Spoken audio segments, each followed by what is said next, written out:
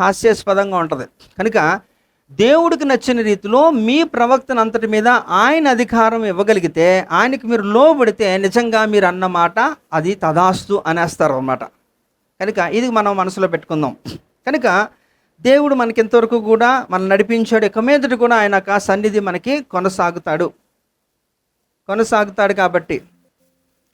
అయితే ఈరోజు కొన్ని విషయాలు నేను త్వరగా చెప్పి నేను ముగించడానికి ఇష్టపడతాను. దయచేసి ఎవరు మధ్యలో మాట్లాడకంటే, నేను కానీ అరిసాను అనుకోని మళ్ళీ మీరు నొచ్చుకుంటారు, బాధపడతారు. కనుక కొంత సమయాన్ని ఇక్కడ మీరు వచ్చిందే వినడానికి కదా, ఇది ఒక పరిశుద్ధమైన స్థలం అని గ్రహించండి, గుర్తించండి, అది మీకు ఆశీర్వాదం. రైట్. సో అందరూ కూడా మరి ఇక్కడికి వచ్చినప్పుడు అందరూ కూడా తిని వచ్చారండి? తినారా? బ్రేక్ఫాస్ట్ చేశారా? హల్లెలూయా. మీరు చెప్పింది ఒకటి, ఇక్కడ నాకు కనబడుతుంది ఒకటి. నేను ఎందుకు అడిగాను? తినొచ్చారా అంటున్నాను. శక్తి వస్తుంది కదా. తినొస్తే గట్టిగా మీరు దేవుణ్ణి స్తుతించాలి. హల్లెలూయా. ఇంకా గట్టిగా హల్లెలూయా. ఇందాక ఆరాధనలో కేకలు వినబడుతున్నాయి నాకు, కానీ ఇప్పుడు ఏమీ కేకలు లేవు. గట్టిగా దేవుని స్తుతించాలి. కనుక దేవుని యొక్క సన్నిధిలో మనం ఎలా ఉండాలట? బలముగా ఉండాలి. దేవుని సన్నిధిలో ఏముందట? సంతోషం ఉంది. అవునా? కాబట్టి ఆ సంతోషాన్ని మనం అనుభవించాలి. ఇతరులు ఎవరన్నా సరే కొత్త వాళ్ళు బై ఛాన్స్ వచ్చారనుకోండి, వారు కూడా తెలియాలన్నమాట, ఇది శక్తివంతమైన సన్నిధని తెలియాలి. నీ దేవుడు ఎంత గొప్పవాడో నీ ప్రవర్తన బట్టే వారికి తెలియాలి.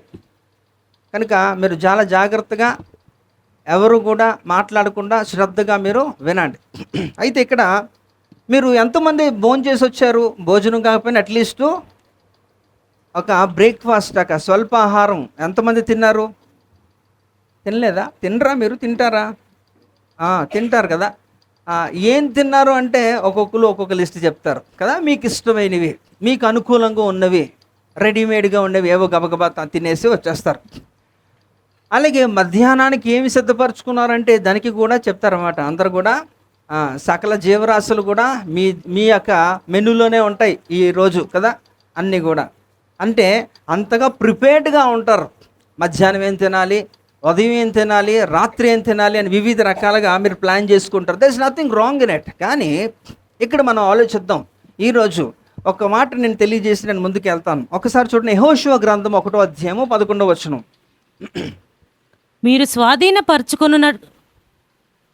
మీరు స్వాధీనపరచుకొనుటకు మీ దేవుడైన యెహోవా మీకిచ్చుచున్న దేశమును స్వాధీనపరచుకొనబోవుటకై 3 దినములలోగా మీరు ఈ యొర్దానును దాటవలెను గనుక ఆహారమును సిద్ధపరచుకొనుడి. రైట్. ఇక్కడ యెహోషువ ప్రత్యేకంగా, యెహోషువ ఎలాంటి వాడు అండి? మోషే తర్వాత సరైన నాయకుడు. మోషేనే ఏర్పాటు చేసుకున్నాడు ఇంతటి వ్యక్తి. మరి యెహోషువ గురించి చెప్పడానికి నేను సపరేట్గా ఒక క్యారెక్టర్ స్టడీ చేస్తాను.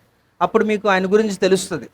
ఎందుకంటే ఖచ్చితంగా నేను చెప్పేవి మీకు తెలియవు, అది నేను రాసిస్తాను. ఎందుకంటే మీకు ఏం యెహోషువ గురించి తెలియజేయాలంటే, యెహోషువ చేసిన అద్భుతాల గురించి 2-3 చెప్తారేమో, మరి మోషేతో కలిసి పనిచేసిన విధానం మాత్రమే మీకు తెలుసు. కానీ ఆయన గురించి తెలియని సత్యాలు చాలా ఉన్నాయి.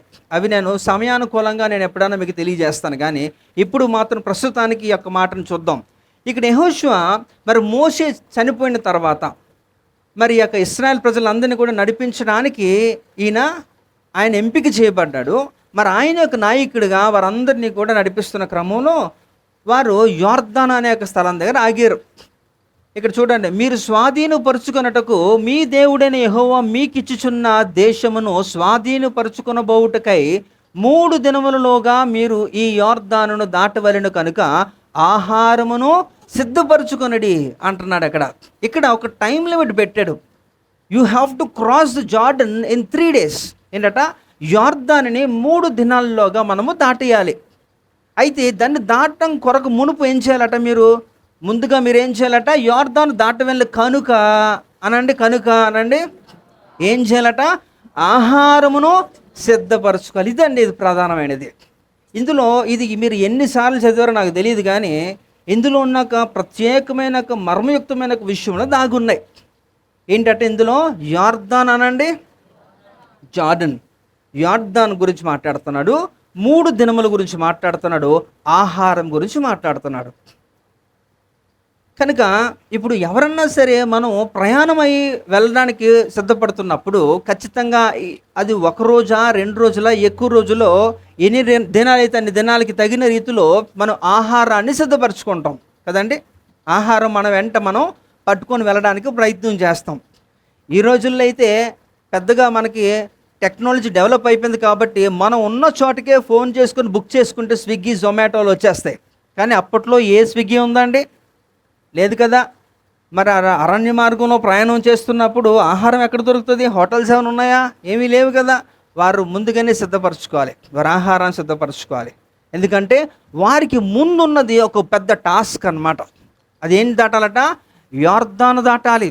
యొర్దాను గురించి కూడా నేను మీకు తెలియజేశాను. యొర్దాను అంటే అది వాస్తవంగా చిన్న రివర్, చిన్న కాలువ లాగా ఉంటుంది. కానీ ఒక కాలంలో అదేమవుతుందంట, అది గట్టులు దాటి ప్రవహిస్తుంది, ఉధృతంగా ప్రవహిస్తుంది. చాలా కష్టం అది దాటడం ఆ టైంలో. అందుకని అక్కడ కూడా ఆయన ఒక అద్భుత కార్యం చేస్తారు, తర్వాత సంగతి అది. అయితే ఇక్కడ మనం ఆలోచిస్తే మొట్టమొదటిగా అసలు యొర్దాను అంటే దాని అర్థం ఏంటంటే మరణము లేకపోతే దిగువకు వెళ్ళేది అని అర్థం. యొర్దాన్ అనేది వాస్తవంగా అదొక నది, ఒక స్థలం పేరు అది. ఆ స్థలంలో ఆ నది ప్రవహిస్తుంది కాబట్టి దాన్ని యొర్దాను నది అంటున్నారు. యేసు ప్రభు వారు కూడా యొర్దాన్లో బాప్తీసం తీసుకున్నారు కదా, మనకు తెలిసిందే. బాప్తీసం యోహాను ద్వారా యేసు ప్రభు వారు బాప్తీసం తీసుకున్న ఆ నది కూడా యొర్దాన్ నదే.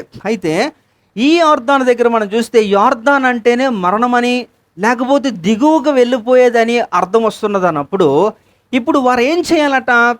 ఈ యొక్క యొర్దానుని దాటాలి. అంటే ఇక్కడ ఏంటంటే వారి మరణాన్ని దాటాలన్నమాట. అది సాధ్యమా?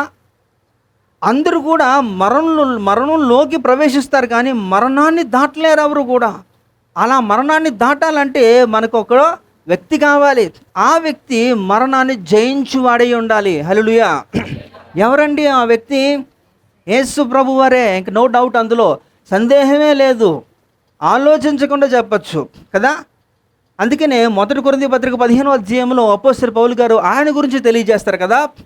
ఓ మరణమా నీ ముల్లెక్కడ? ఎందుకంటే మరణాన్ని జయించిన వాడు యేసుక్రీస్తు వారు కాబట్టి. అయితే ఇక్కడ యొర్దాన్ని 3 దినాలుగా లోపు వారు దాటాలి కనుక ఆహారాన్ని సిద్ధపరచుకోమన్నాడు. అయితే ఇక్కడ మనం ఆలోచిస్తే ఇక్కడ ఏంటో 3 దినాలు అనేది కూడా చూస్తే ఇక్కడ దానికి సీక్వెల్గా ఆత్మీయంగా ఒక అర్థం వచ్చేలాగా ఏం తెలియజేస్తారట? 3 దినాలు. అందుకనే ఎందుకు ఈ మాటలు అంటారు? ఇక్కడ లోకంలో కూడా ఈ యొక్క నానుడులు ఉంటాయి, కొన్ని యొక్క సామెతలు లాంటివి. ఏంటంటే కొన్ని యొక్క మాటలు ప్రయోగాలు చేస్తూ ఉంటారు. ఎలాగంటే 3 నాళ్ళ ముచ్చట అంటారు. విన్నారా లేదా? అంటే దాని అర్థం ఏంటి? గట్టిగా అయిపోద్దా? ఎక్కువ కాలం వెళ్ళదని కదా, అలాంటి ఒక అర్థం వస్తుంది. అంటే నిజమే, 3 నాళ్ళ ముచ్చటే నిజమే. ఎందుకంటే ఆ 3 కూడా దేనికి సాదృశ్యంగా ఉన్నాయంటే ఇక్కడ బాల్యం, యవ్వనము, వృద్ధాప్యము. అంటే ఇక్కడ ఖచ్చితంగా ఆ 3 రోజుల లోపే యొర్దానుని దాటాలి. అంటే ఇట్ ఈజ్ పాసిబుల్. ఏంటంటే మనకు అవకాశం ఉంది. ఎలా అంటే బాల్యంలో అన్నా సరే ఒక వ్యక్తి మరణంలోకి వెళ్ళిపోవచ్చు. వెళ్తాడా? అలాగే యవ్వన ప్రాయంలో ఉంటున్నప్పుడు కూడా మరణంలోకి వెళ్ళిపోవచ్చు, వృద్ధాప్యంలో కూడా వెళ్ళిపోవచ్చు. ఏదైనప్పటికీ కూడా నువ్వు మరణంలోకి వెళ్ళిపోవచ్చు, కానీ మరణాన్ని దాటే పరిస్థితి ఇక్కడ ప్రశ్నార్థకమే. అయితే మీరేం చేయాలట? మరణంలోకి ప్రవేశిస్తారు అందరూ కూడా 3 దినాలు యొర్దాను దాటాలి కాబట్టి. అయితే ఆ 3 దినాల తర్వాత అంటే ఖచ్చితంగా ఆ 3 ఫేజెస్లో ఎప్పుడన్నా జరగచ్చు. అది ఖచ్చితంగా అందరూ కూడా అందులోకి ప్రవేశిస్తారు. అయితే అది దాటిన తర్వాత దాటాలి. మరణంలోకి ప్రవేశించడం గొప్ప కాదు, ఎవడన్నా చేస్తాడు. కానీ మరణము తర్వాత ఆ అద్దరికి వెళ్ళడానికి మనకేం కావాలట? బలమైన ఆహారం కావాలి. అంటే ఈ దినం మనం తెలుసుకోబోతున్న సత్యం ఏంటంటే మీరు ఎలాంటి ఆహారాన్ని సిద్ధపరచుకున్నారు? ఎందుకు? మరణాన్ని దాటి దేవుడు ఉంటున్న స్థలానికి వెళ్ళడానికి మీకు బలమైన ఆహారము కావాలి. అర్థమైందండి? హల్లెలూయా, హల్లెలూయా. అదే మెయింటైన్ చేయాలి అప్పుడు. కనుక ఇక్కడ మనం చూద్దాం, ఇక్కడ ఈరోజు మనం ఎలాంటి ఆహారాన్ని మనం సిద్ధపరచుకున్నాం. అసలు సిద్ధపరచుకున్నారా లేదా, అసలు మీకు ఆహారం ఉందా లేదా అనేది కూడా ఆలోచించాలి. ఎందుకంటే నేను అడిగాను, అడ్రస్ చేస్తున్నప్పుడు స్టార్టింగ్ అడిగిన విషయం ఏంటంటే, మీరు ఏదన్నా తినొచ్చారా అని అడిగిన కారణం ఏంటి? మీరు ఇంకా స్టార్టింగ్లోనే మీరు ఇంకా దేవుని స్తుతించలేని యొక్క స్థితిలోకి వెళ్ళిపోతున్నారు. మీరు ఇప్పుడే ఇంకా స్టార్టింగ్లోనే, ఇంకా తర్వాత ఎలా ఉంటారో మరి. కనుక దేవుణ్ణి స్తుతించేవారుగా ఉండండి, గట్టిగా దేవుని స్తుతించండి. మిగతా వాటికి మీరు అరుపులు కేకలు పెడతా ఉంటారు, కానీ దేవుని విషయంలో మాత్రం ఇంకా ఎక్కువ.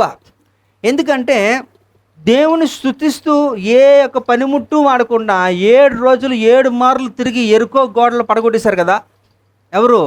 ఈయన ఆధ్వర్యంలోనే. ఎవరైనా? యెహోషువ ఆధ్వర్యంలోనే వారందరినీ కూడా తిరిగి ఆ ఎరుకో గోడల చుట్టూ తిరిగి ఏమీ చేయరు, కనీసం ఎవడు ముట్టుకోలేదు కూడా. వారు దేవుని స్తుతించారు, తిరిగారు, గోడలు పడిపోయాయి. అంటే ఒకటి ఆలోచించండి, స్తుతికి ఎంత శక్తి ఉందో.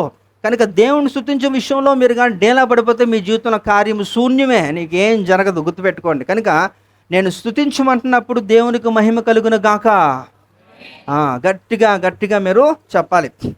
ఇక్కడ చూద్దాం. ఇక్కడ మరి కొంతమంది ఎలాంటి ఆహారాన్ని వారు సిద్ధపరచుకున్నారో, ఎక్కడికి వెళ్ళడానికి? యోర్దానును దాటి అవతలకు వెళ్ళాలంటే మనకి బలమైన ఆహారం కావాలి. మొట్టమొదటిగా చూస్తే యోహాను సువార్త 4వ అధ్యాయము 34వ వచనం చదవండి అమ్మా.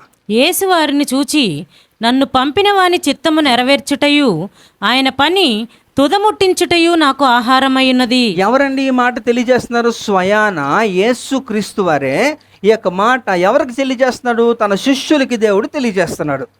యేసు ప్రభు వారు తన శిష్యులకి చెబుతున్నాడు అన్నమాట. ఎందుకంటే అప్పటికే ఆయన ఏం చేస్తారట, ఎవరితో మాట్లాడారు? సమరయ స్త్రీతో మాట్లాడారు. ఎండ వేళలో వెళ్ళిపోయారు యేసు ప్రభు వారు. వెళ్ళి అక్కడ ఆయన్ని తనని దర్శించి తనతో మాట్లాడి తన్ని మార్పు చెంది మరలా తనెళ్ళి ఎక్కడ తీసుకొచ్చింది? ఆ ఊరంతా కూడా తీసుకొచ్చేస్తుంది. వారందరికీ కూడా స్వార్థ చేసి చాలా సమయం అయిపోయింది. మరి వీళ్ళందరూ కూడా శిష్యులు ఆకలికి ఆగలేక వారందరూ కూడా మరి వారి ఆహారాన్ని సిద్ధపరచుకొని తింటున్నారు. ఇక్కడ యేసు ప్రభు దగ్గరికి కూడా శిష్యులు వచ్చి అడుగుతున్నారు అన్నమాట, అయ్యా చాలా సమయం అయిపోయింది కదా, మీరు కూడా కొంచెం తినండి అని అంటున్నప్పుడు, లేదు అంటున్నప్పుడు నా దగ్గర వేరేది ఉందని ఆయన చెప్తున్నప్పుడు వారికి అనుమానం, ఇదేట్రా బాబు మాతోనే ఉన్నాడు, ఎక్కడ సెపరేట్ బాక్స్ వచ్చిందో పాస్టర్ గారికి అని చెప్పేసి వాళ్ళందరూ కూడా టెన్షన్ పడిపోతున్నారు, ఆలోచిస్తున్నారు. కానీ నిజంగా యేసు ప్రభు వారు ఎక్కడన్నా సెపరేట్గా బాక్స్ అయినా వచ్చారు? ఎవరన్నా? లేదు కదా. ఆయన మాట్లాడుతున్నది అసలు భౌతికమైనదే కాదు కదా. ఆయన ఏం చేస్తున్నారట, ఆయన చూడండి ఏం మాట్లాడుతున్నాడు. యేసు వారిని చూసి నన్ను పంపిన. ఎవరు పంపారు? యేసు ప్రభుని ఎవరు పంపించారండి? మీరు పంపించారా? కదా.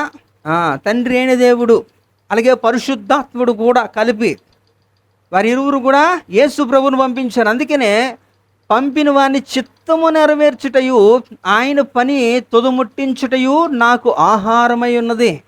అంటే ఎవరైతే నన్ను ఎందుకు పంపించారంటే ఒక మిషన్ మీద పంపించారు, ఒక పని మీద పంపించారు. ఆ పని చేయుటే నాకు ఆహారము. అంటే అదే, అంటే ఇక్కడ తండ్రి చిత్తము నెరవేర్చుటే ఆహారము అనండి. అంటే ఇక్కడ ఏదో సపరేట్గా మంచి మీకు ఇష్టమైన బిర్యానీ, చికెన్, మటన్ వండేసి అది తినేసి బలం పొందుకోవడం కంటే కూడా ఇక్కడ మొట్టమొదటిగా ఏంటట, ఏ ఆహారాన్ని సిద్ధపరచుకోవాలట మనము? తండ్రి చిత్తము నెరవేర్చుటే అయిన ఆహారము. అలాంటి ఆహారాన్ని మనం, అందుకని చూడండి మత్తయి సువార్త 7వ అధ్యాయం 21వ వచనం కూడా చూస్తే, ప్రభువా ప్రభువా అని పిలిచి ప్రతి ఒక్కడు ఎందుకంట అంటే ఎవడు పెడితే వాడు, రక్షణ పొందిన ప్రతి వాడు కూడా యేసు ప్రభు దగ్గరికి అంటే పరలోకానికి వెళ్ళిపోతారు అన్నది అసాధ్యమే ఒక విధంగా. ఎందుకంటే ఆ చెబుతున్న మాటలు ఎవరైతే చెబుతున్నారో వారంతా కూడా రక్షణ పొందిన వారే, పరిపక్వత చెందిన వారే. వారు కూడా ఒకప్పుడు ఉన్నతంగా దేవుని కొరకు శూర కార్యములు చేసిన వారే. కానీ కాలక్రమేపీ వాళ్ళు ఏమైపోయారట, వారు దివర్ బ్యాక్ స్లైడెన్. ఏంటట, వారు వెనకబడిపోయారు, బలహీనపడిపోయారు, ఆత్మీయంగా వారు పడిపోయారు. అందువలన ఏమైపోయారట, వారు అలానే ఉండిపోయారు. దేవుడు అంటున్నాడు, నువ్వెవరో నాకు తెలీదు. మీరు కొనసాగించితే కింద వరకు కూడా చదువుకుంటే 22, 23 కూడా చదివితే, నీ పేరులో నేనేం చేసిన చదవమ్మది. మత్తయి సువార్త 7వ అధ్యాయము 21, 22, 23.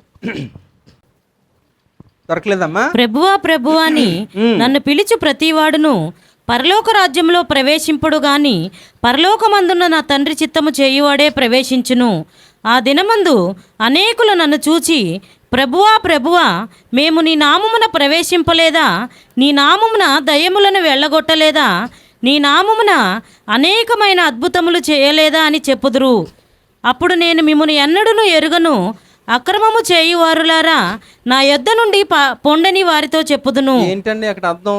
ఆ 22లో చూస్తే నిజంగా వాళ్ళు చేశారు. అది వారు యేసు ప్రభు నామంలో, దేవుని నామములో వారు దయ్యములను వెళ్ళగొట్టారు, స్వస్థతలు చేశారు, శూర కార్యములు, అద్భుతాలు చేశారు. వారు కూడా కృప పొంది కృపావరములు కలిగిన వారే వారు కూడా. కానీ ఉపయోగం లేకుండా అయిపోయింది. దేవుడు అంటున్నాడు, అక్రమము చేయువారులారా అంటున్నాడు ఆయన. వాళ్ళని నువ్వెవరో నాకు తెలియదు అంటున్నాడు. అంటే మీరు అర్థం చేసుకోండి. అందుకనే మత్తయి సువార్త 24వ అధ్యాయం 24వ వచనం ఒకసారి చదవగలరా? ఇవి కంటతనం ఉండాలమ్మా మీకు ఇవన్నీ కూడా. అబద్ధపు క్రీస్తులను అబద్ధపు ప్రవక్తలను వచ్చి సాధ్యమైతే ఏర్పరచబడిన వారిని సహితము మోసపరచుటకై. ఒక్క నిమిషం. సాధ్యమైతే ఏర్పరచబడిన వారు ఎవరండి? దేవుని చేత రక్షణ పొంది, దేవుని చేత కృపావరములు పొంది, దేవుని పేరులో అనేకమైన అద్భుత సూచక క్రియలు చేసిన వారే పరిస్థితి అది. ఈవెన్ ఫ్యూచర్లో కూడా అలాంటి పరిస్థితే వారికి ఎదురవ్వబోవచ్చు అని కూడా దేవుడు ఒక హెచ్చరిక చేస్తున్నాడు. కనుక చాలా జాగ్రత్తగా వ్యవహరించాలి. నాకు అన్నీ తెలుసు, నేను స్థిరంగా ఉన్నానని అనుకొని మీరు కానీ హడావుడిగా చేస్తే మాత్రం మీ పరిస్థితి ఆ కాలంలో లాస్ట్ డేస్లో ఏమవ్వబోతుందో ఎవడు కూడా ఊహించలేడు. కనుక చాలా జాగ్రత్తగా మీకున్న సమయంలో చక్కగా మీరు ఏం చేయాలట? చక్కపరుచుకోవాలి, అన్నీ కూడా సరిచేసుకోవాలి. దేవుళ్ళు స్థిరంగా ఉండడం కొరకు దేవుడిని ఎక్కువ సమయాన్ని మనం గడపాలి. నకిలీ ఏదో అసలేదో కనిపెట్టే పరిస్థితుల్లోకి మనం వెళ్ళగలగాలి. కనుక మీరు నిరంతరము కూడా భక్తి సాధన చేయండి. ఈ యొక్క కృపావరాలు పొందుకోండి, ఆత్మవరాలు పొందుకోండి. ఇవన్నీ కూడా మీకు ఉపయోగపడతాయి. కనుక ఇక్కడ మీరు ఆలోచిస్తే వీళ్ళంతా కూడా ఇవన్నీ కూడా చేసి కూడా దేవుడు మీరెవరో నాకు తెలియదు అంటే ఎంత బాధగా ఉంటుందండి. అందుకనే కార్యారంభము కంటే కార్య అంతము మేలు అంటున్నాడు. ఎందుకంటే స్టార్టింగ్ అందరూ కూడా ఉజ్జీవంగానే ఉంటారు, చాలా బాగానే చేస్తారు, వారికి తెలుసుకున్నవి వారు చెప్పడానికి ప్రయత్నం చేస్తారు. కానీ అదే స్పీడ్ మెయింటైన్ చేయగలుగుతారా? ఎవరైతే అలా మెయింటైన్ చేస్తారో ఆఖరిలో దేవుడు వచ్చే కాలంలో, సంఘం ఎత్తబడే సమయంలో మీరు అదే స్పీడు, అదే రివైవల్ మెయింటైన్ చేస్తేనే మనకి ఉపయోగం. మధ్యలో ఎక్కడన్నా డ్రాప్ అయిపోతే, మీ యొక్క బలహీనత మిమ్మల్ని తీసుకుని వెళ్ళిపోతే దానికి ఎవడేం చేయలేడు. అప్పుడు ఇదే పరిస్థితి. అప్పుడు మీరు కూడా నీ పేరులో అది చేశాం కదా, ఇది చేశాం కదా అంటే అక్రమము చేయువారులారా అంటున్నాడు, పక్కకు పెట్టేస్తాడు. కనుక అలాంటి స్థితి మనకు వద్దు. అయితే నేను ఎందుకు చెప్తున్నానంటే 7:21లో మత్తయి సువార్త 7:21 మనం చదువుతున్నాం కదా, ఆయన చిత్తము చప్పున చేయువాడే కదా ఎక్కడికి వెళ్తారట? అంటే ఇక్కడ యేసు ప్రభువు ఏం చేస్తున్నారు? ఇక్కడ అదే కదా చేస్తున్నారు. ఏంటట?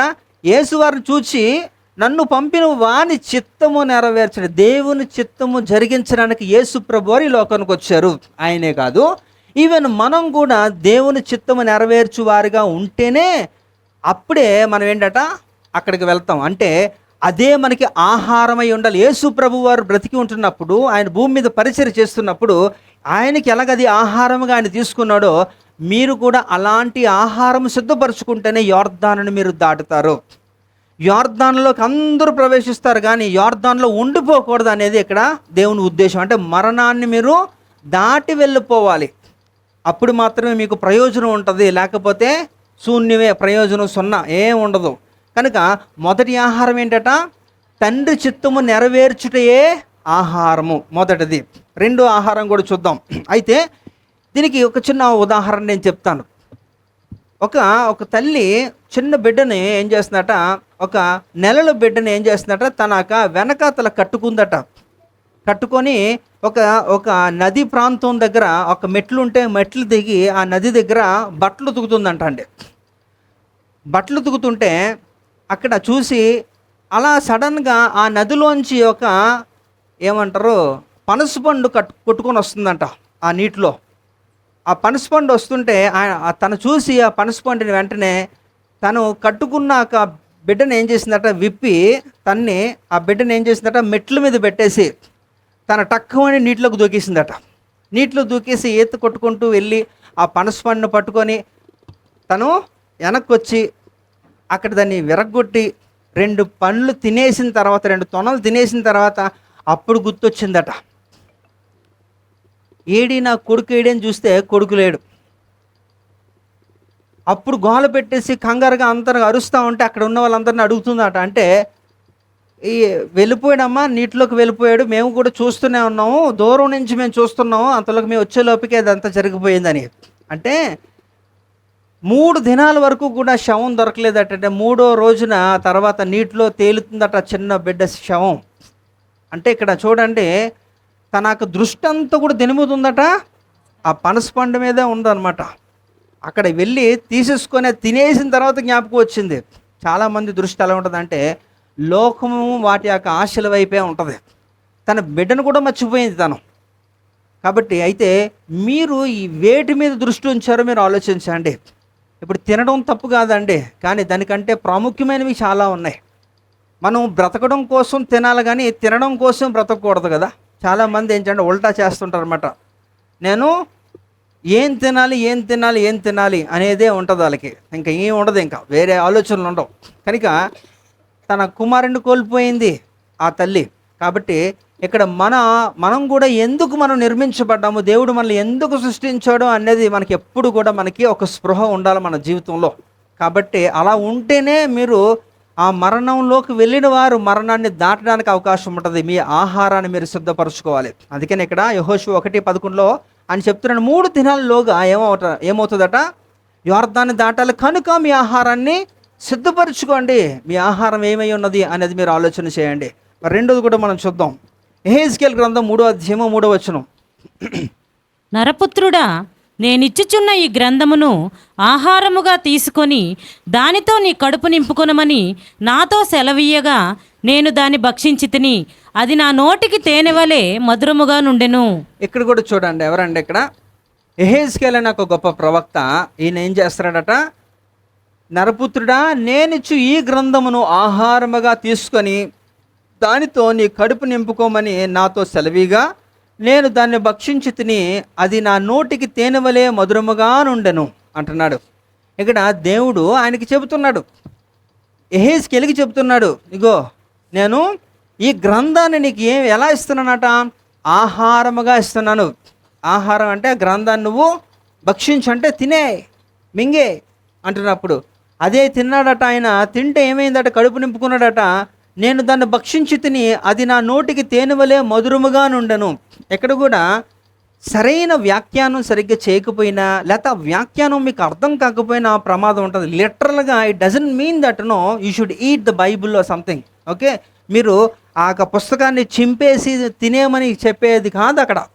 అలాగని చేస్తే ఏమైపోతాయి, మోషన్స్ అయిపోతాయి. అలా చేయకండి. ఓకే, మీరు అర్థం చేసుకోవాల్సిన సత్యం ఏంటంటే దేవుని వాక్యాన్ని మీరు ఎంతగా మీరు రిసీవ్ చేసుకుంటున్నారు అనేది. ఇక్కడ ఆయన ముందు తీసుకున్నాడట, తీసుకుంటే అది ఎలాగుందట, అది నా నోటికి తేనె వలె మధురంగా ఉంది, తేనెగా ఉంది, కానీ కడుపులో మాత్రం కొంచెం తేడాగా ఉంది. ఎందుకంటే ఆ యోహాను సువార్త 1వ అధ్యాయం 1వ వచనంలో ఏం చెప్తుందండి, ఆదియందు వాక్యముండెను, ఆ వాక్యము అంటే ఇక్కడ వాక్యము దేవుడు ఒకటే కదా. అంటే వాక్యాన్ని మనం రిసీవ్ చేసుకోవాలి. వాక్యాన్ని తీసుకున్నప్పుడు దేవుడిని మనం తీసుకుంటున్నట్టు. కనుక ఎప్పుడైతే వాక్యాన్ని మనం తీసుకుంటామో ఆ దేవుడు నీలో ఉంటాడో పరిశుద్ధాత్ముడు బలం పొందుకుంటాడు. తర్వాత మిమ్మల్ని సరైన రీతిలో మిమ్మల్ని నడిపిస్తూ ఉంటాడు. ఆయనే ఒక దిక్సూచిగా మారిపోతాడు. ఎటు వెళ్ళాలి, ఏ యొక్క సందర్భాలు ఎలా మాట్లాడాలి అన్నీ కూడా ఆయన తెలియజేస్తాడు. అయితే ఇక్కడ యోహాను సువార్త 14వ అధ్యాయము 6వ వచనంలో కూడా చూస్తే యేసు ప్రభు వారు తెలియజేస్తున్నాక 3 మాటలు ఏంటండి, నేనే మార్గము, సత్యము, జీవము. సత్యము అనండి, ఎందుకంటే ఆయన సత్యవర్తనుడు, సత్యవంతుడు కనుక ఇక్కడ యేసు ప్రభు వారే అక్కడ సత్యము కనుక ఆ సత్యం ఏమవుతుందంటే ఎప్పుడు కూడా ట్రూత్ ఈజ్ ఆల్వేస్ బెటర్ అంటారు. అంటే ఎప్పుడు కూడా సత్యము చేదుగా ఉంటుందట. ఆయన నోటికి మధురంగా ఉంది, కానీ అది లోపలికి వెళ్ళిన తర్వాత మాత్రం అది చేదుగా ఉందట. అంత తొందరగా అది డైజెస్ట్ కాదు. అయితే ఇక్కడ యెహెజ్కేలు ఏం చేశాడట? ఆ గ్రంథాన్ని ఆహారంగా భుజించేశాడట, తీసుకున్నాడు. అంటే ఈయన సిద్ధపరచుకున్న ఆహారం ఏంటట? దేవుని యొక్క వాక్యం అనే ఆహారము. చెప్పండి. సో ఇది ఎంతమంది భుజిస్తున్నారు? భుజిస్తారు మీరు కూడా, కాదనట్లే. కానీ ఎప్పుడండి? ఆదివారం కదండి. అంటే మీరు ఎంత బలహీనులో అంటే దాన్ని బట్టి భౌతిక ఆహారం మాత్రం ప్రతిరోజు కూడా 3 సార్లు 4 సార్లు, ఇంకా మీ యొక్క శక్తి సామర్థ్యాలు ఉంటే ఇంకా ఎక్కువ సార్లు కూడా వెళ్తాయేమో కదా. కానీ ఆదివారం మాత్రం ఒక 2 గంటలు మాత్రమే మరి ఆహారాన్ని భుజించడానికి సిద్ధపడి వస్తారు. అందులో కూడా కొంతమంది ఉపవాసమే కదా. భుజించడానికి ఏదో వస్తారు, కానీ నిద్రావస్థలో ఉంటున్నప్పుడు మీరు ఏం చేయగలుగుతారండి? తినరు. నిద్రపోతున్న పిల్లలకి ఎలాగ ఆహారం పెడితే తినరు. ఇప్పుడు మీకు అదే పరిస్థితి. కొంతమంది ధ్యానంలో ఉంటారు, కొంతమంది దర్శనాలు, కళలు, విపరీతంగా అన్ని వరాలు ఇక్కడే ఆదివారమే అవుతూ ఉంటుంది మీకు ఆహారం పెడుతున్నప్పుడు. కనుక ఇక్కడ కూడా మీరు చూడండి, ఆయన ఆ గ్రంథాన్ని ఆహారంగా తీసేసుకున్నాడట. ఎవరు? యెహెజ్కేలు. చక్కగా ఆయన తీసేసుకున్నాడు. కనుక ఇక్కడ ఆయనకు అది ఆహారంగా ఉంది కాబట్టి ఖచ్చితంగా దేవుడు ఆయనతో ఉంటున్నప్పుడు, ఆయన ఆ గ్రంథాన్ని ఆహారంగా తీసుకున్నప్పుడు ఆయన కూడా యోర్దాన్లో ప్రవేశిస్తాడు, కానీ ఆ యోర్దాన్ని దాటి వెళ్ళిపోతాడు. హల్లెలూయా. యోర్దాన్లోకి అందరూ వెళ్తారు, కానీ దాన్ని దాటేదెవరో? బలమైన ఆహారము తినేవారే, ఆహారాన్ని సిద్ధపరుచుకున్న వారే. కనుక ఇక్కడ ఆయన దాన్ని దాటి వెళ్ళిపోయాడు. అయితే ఇక్కడ మనం చూద్దాం, ఇక్కడ యెహెజ్కేలు ఆయన పరిచర్య చేస్తున్నప్పుడు, ఆయన 4వ సంవత్సరంలో ఆయన పరిచర్యలో, ఆయన ప్రభు పరిచర్యలో కొనసాగుతున్న 4వ సంవత్సరంలో ఆయన మరి తన భార్య చనిపోయిందండి. భార్య చనిపోయినప్పుడు తను ఏం చేశారట? మరి సాధారణంగా ఇంట్లో ఎవరినన్నా మనం కోల్పోతే మనకి బాధ ఉంటుందా ఉండదా? పోన్లే అమ్మ దరిద్రం వదిలేసింది అనుకుంటారు ఎవరన్నా? ఎవరు అనుకోరు కదండి.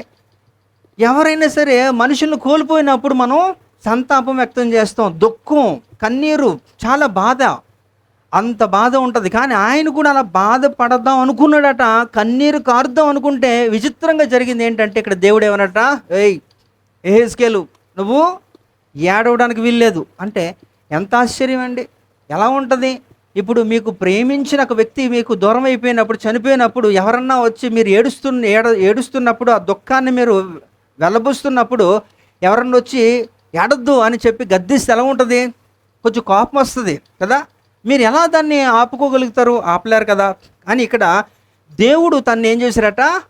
వార్నింగ్ ఇస్తున్నాడు, నువ్వు ఏడవద్దు అంటున్నాడు. అంతేకాదు, కనీసం నువ్వు ఏడుస్తున్నావు అనేది కూడా, ఆ బాధ అనేది కూడా నీ హృదయంలో కూడా కనపరచొద్దు అంటున్నాడు. అది చాలా కష్టం కదండి. ఏడకపోతే ఏడలేదు, కానీ కనీసం మనకు ఆ సాడ్ ఫీలింగ్ అన్నది కూడా మనం డిస్ప్లే చేయలేకుండా ఉండలేం కదా. నవ్వుతూ అలాగుంటాం. అలాంటి పరిస్థితిలో ఉన్నాడప్పుడు. అంటే ఎందుకు చెప్తున్నాడంటే, ఇశ్రాయేలు ప్రజలకి నువ్వు దిక్సూచిగా ఉండాలి, నువ్వే నాయకుడిగా ఉండి వారిని నడిపించాక ఆ స్థితి నేను నీకు ఇచ్చినప్పుడు నువ్వు ఎలా ఏడిస్తే ఎలా అని చెప్పి దేవుడు తన్ని ఆ రీతిలో పెట్టాడు. అయితే ఆయన ఏం చేశారో తెలుసా? తన భార్య చనిపోతే ఆ రోజు ఆ కార్యక్రమాలన్నీ కూడా, సమాధి కార్యక్రమాలంతా కూడా సాయంత్రం లోపే అంతా కూడా ముగించేసి మరలా నెక్స్ట్ రోజు ఉదయమే ఇశ్రాయేలు ప్రజలకి వెళ్ళి వాక్యం చెప్తున్నాడండి. ఎవరు? యెహెజ్కేలు. చూద్దాం ఒకసారి యెహెజ్కేలు గ్రంథం ఒకసారి చదవండి. మరియు యెహోవా వాక్కు నాకు ప్రత్యక్షమై ఇలాగూ సెలవిచ్చెను, నరపుత్రుడా, నీ కన్నుల కింపైన దానిని నీ యొద్ద నుండి ఒక్క దెబ్బతో తీసివేయబోచున్నాను. నీవు అంగలార్చవద్దు, ఏడవవద్దు, కన్నీరు విడవవద్దు, మృతులకై విలాపము చేయక నిశ్శబ్దముగా నిట్టూర్పు విడువుము. నీ శిరోభూషణములు ధరించుకొని పాదరక్షలు తొడుగుకొనవలెను. నీ పెదవులు మూసుకొనవద్దు, జనుల ఆహారము భుజింపవద్దు. ఉదయమందు జనులకు నేను ప్రకటించితిని, సాయంత్రమున నా భార్య చనిపోగా ఆయన నాకు ఆజ్ఞాపించున్నట్లు మరునాటి ఉదయమున నేను చేసితిని.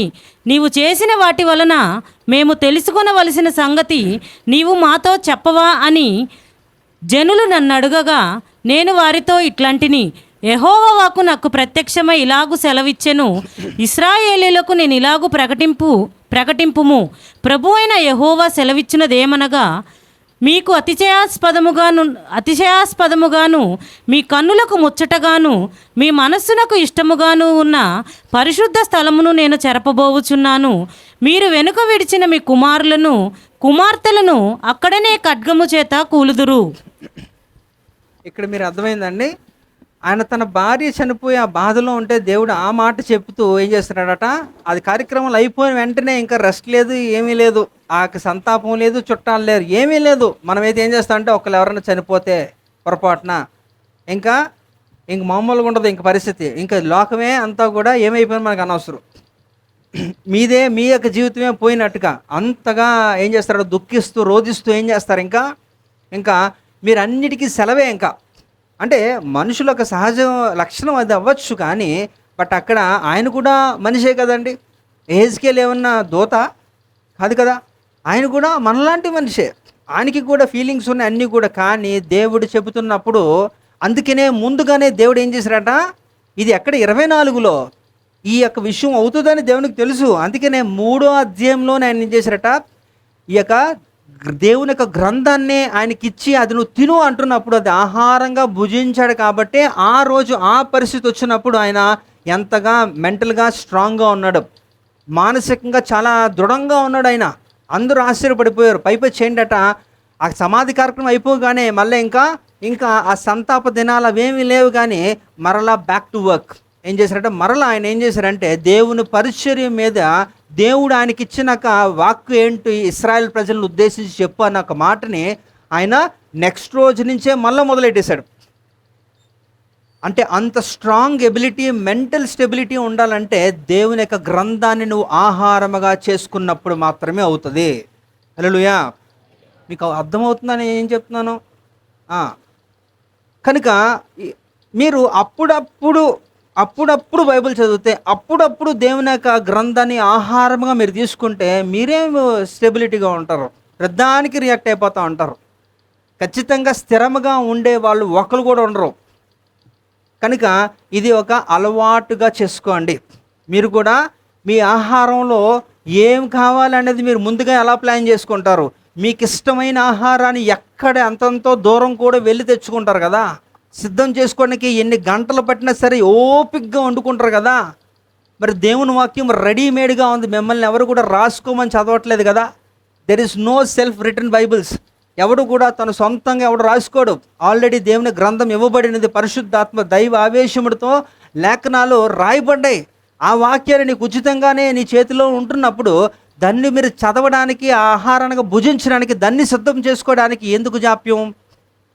కాబట్టి మీరు అర్థం చేసుకోండి, ఎవరైతే దేవుని యొక్క వాక్యాన్ని ఆహారముగా చేసుకుంటారో వారు స్థిరముగా ఉంటారు. అంతేకాదట, పరిస్థితులు తారుమారు అయిపోతున్నప్పుడు కూడా వారు చెక్కు చెదర్రు. హల్లెలూయా, గట్టి చెప్పాలి హల్లెలూయా.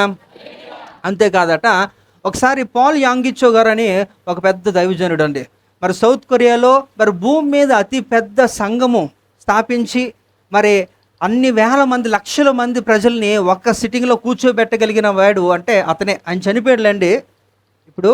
అయితే ఆయన ఒకసారి ఒక ప్రాంతానికి ఆయన పిలువబడ్డాడట మరి సువార్తకి చెప్పడానికి. మరి ఎక్కడికి వెళ్ళినా సరే ఆయనకున్న అలవాటు ఏంటంటే, ఆ ప్రాంతానికి వెళ్ళినప్పుడు వెళ్ళక మునుపు లేకపోతే వెళ్ళిన తర్వాత అక్కడ కూడా ముందుకు సిద్ధపాటు కలిగి వెళ్తారు. ఆడికి వెళ్ళినప్పుడు ఆ స్థలంలో మరి ఇంకా కొన్ని నిమిషాల్లో మీటింగ్ స్టార్ట్ అవుతుంది. అంటే మరి ప్రార్థనలో ఆయన గడుపుతున్నప్పుడు ఆయన మోకరించి ప్రార్థన చేసి అడిగేవాడట. ఆయన సిద్ధపరుచుకునేది పక్కకుంటే, నేను ఈ ప్రజలకి ఏం మాట్లాడాలి, ఏం చెప్పాలి అని ప్రత్యేకంగా దేవుని అడిగినప్పుడు దేవుడు ఏదో ఒక మాట, దీని గురించి చెప్పు, ఇక్కడ ప్రాబ్లం ఉంది, వారికి ఇది అవసరం అని చెప్పి తెలియజేస్తున్నప్పుడు దానికి తగిన రీతిలో ఎప్పుడు కూడా ఆయన యథావిధి. అయితే ఒక ప్రాంతానికి వెళ్ళినప్పుడు మరి కారులో వెళ్ళాడు. ఆయన వెళ్ళగానే రిసీవ్ చేస్తున్నారట అందరూ కూడా, అక్కడ వ్యక్తులందరూ కూడా, లోకల్ అథారిటీస్ అంతా కూడా. అయితే వెళ్ళిన ప్రాంతంలో ప్రజలంతా, అక్కడున్న ప్రాంతం ఎలాంటిదంటే బాగా విగ్రహారాధన అటండి, భయంకరమైన విగ్రహారాధన. అలాంటి స్థలానికి దేవుడు పరిచర్యకు పిలుచుకున్నప్పుడు మరి అక్కడికి వెళ్ళి ఆయన మోకరించి ఆ హోటల్ రూమ్లో ఆయన ప్రార్థన చేస్తున్నాడట. దేవా, నేను ఏం చెప్పాలి అంటున్నప్పుడు, ఏం మాట్లాడాలి అని ఆయన ప్రార్థన చేస్తున్నప్పుడు సడన్గా ఆయన ఒక గొంతుని గట్టిగా ఒక దురాత్మ వచ్చి గట్టిగా నొక్కేసిందట. ఎంత గట్టిగా నొక్కేసిందంటే ఆయన నోట్లోంచి మాట బయటికి రాలేనంతగా ఆయన అరుస్తున్నాడట, దేవా నన్ను రక్షించు, దేవా నన్ను కాపాడు, నాకు విడుదల ఇవ్వు అని చెప్పి దేవునికి ఆయన గట్టిగా గొంతెత్తి ప్రార్థన చేస్తున్నప్పటికీ కూడా ఏమీ పని జరగట్లేదట. అప్పుడు సడన్గా ఒక స్వరం వినబడుతుందట, దేవుని స్వరం వినబడుతుందట ఆయనకి. ఏమంటున్నట, వాక్యమును ఆధారము చేసుకొని లేఖనములు ఎత్తి నువ్వు ప్రార్థన చేయి, వట్టి మాటలతో నువ్వు ప్రార్థన చేయొద్దు, లేఖనములు ఎత్తు అని ప్రార్థన అని చేయమని ఒక స్వరం వినబడుతుందట.